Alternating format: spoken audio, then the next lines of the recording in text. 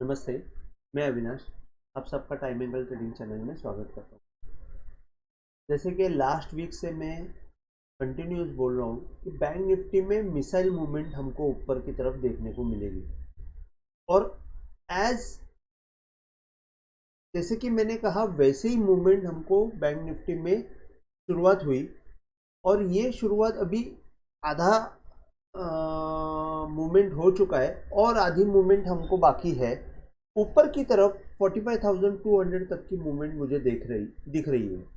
अभी जब नीचे से शुरुआत हुई तो बैंक निफ्टी ने ही लीडिंग की, लेकिन अभी निफ्टी भी अच्छी तरह ऊपर आ चुकी है और नया हाई बना चुकी है। तो दोनों में मोमेंटम आ चुका है।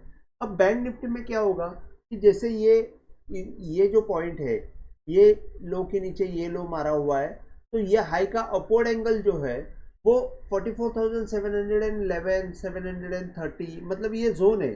तो जैसे कि ये मैंने लिखा है 44,730 750, ये रेजिस्टेंस जोन अगर निकल जाता है तो बैंक निफ्टी में हमको बहुत जोर से ऊपर की तरफ मूवमेंट आती हुई दिखेगी, जो 45,000 और 45,220 तक लेके जाएगी।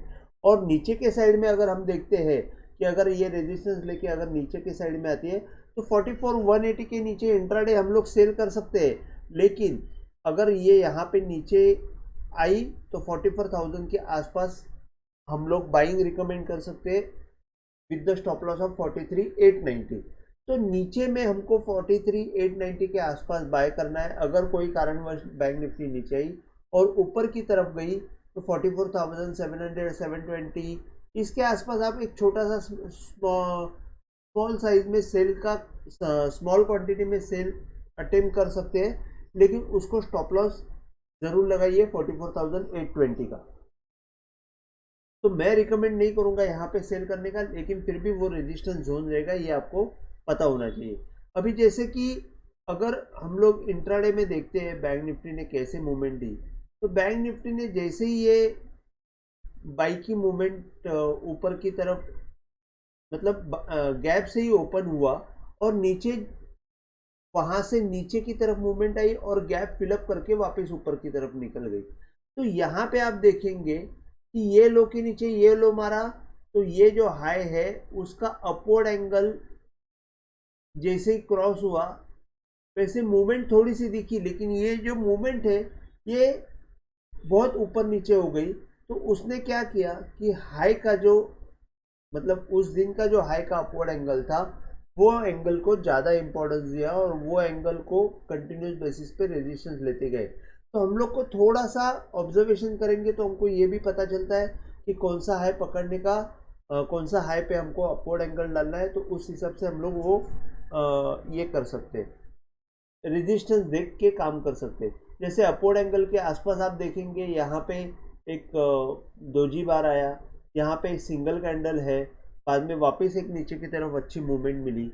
नीचे में आप देखेंगे तो ये इसका डाउनवर्ड एंगल के आसपास ही सपोर्ट लिया, ये हाई के ऊपर ये हाई मारा है तो ये लो का डाउनवर्ड एंगल पे आपको सपोर्ट मिलना ही है। तो उस हिसाब से कंटिन्यूस बेसिस पे अपवर्ड एंगल और डाउनवर्ड एंगल का अच्छी तरह इस्तेमाल करके बैंक निफ्टी मूवमेंट कर रही थी।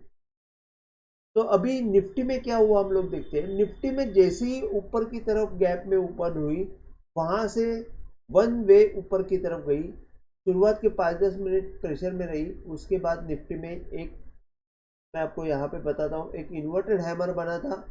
और ये इन्वर्टेड हैमर जो है ये एक पहला बार आया, उसके बाद एक इन्वर्टेड हैमर आया और उसके बाद ये इन्वर्टेड हैमर को क्रॉस किया हैमर ने जैसे ही क्रॉस किया वहां पे मूवमेंट आ गई। फिर भी जब तक इसने ये कैंडल का अपवर्ड एंगल क्रॉस नहीं किया तब तक मूवमेंट उतनी थी नहीं।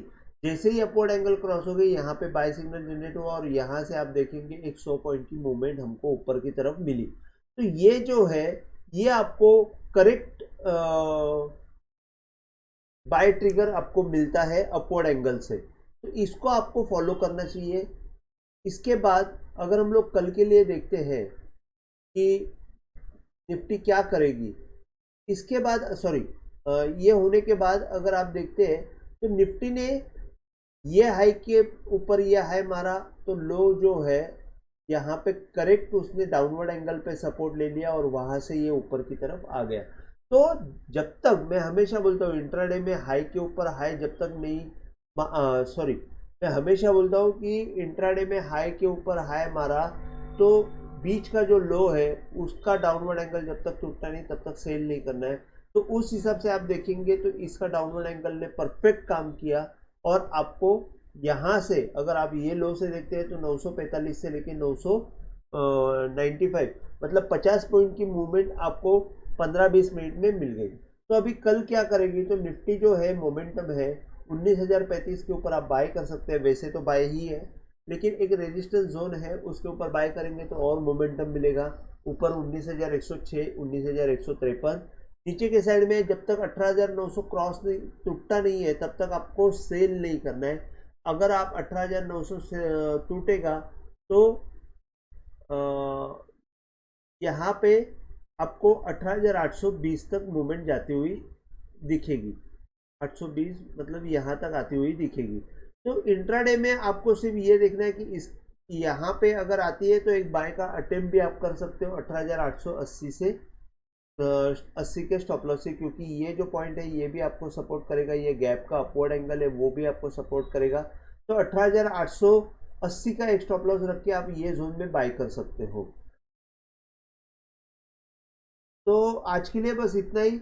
अगर आपको वीडियो पसंद आया हो तो प्लीज़ आप शेयर कीजिए, लाइक कीजिए और सब्सक्राइब कीजिए। जय हिंद, थैंक यू।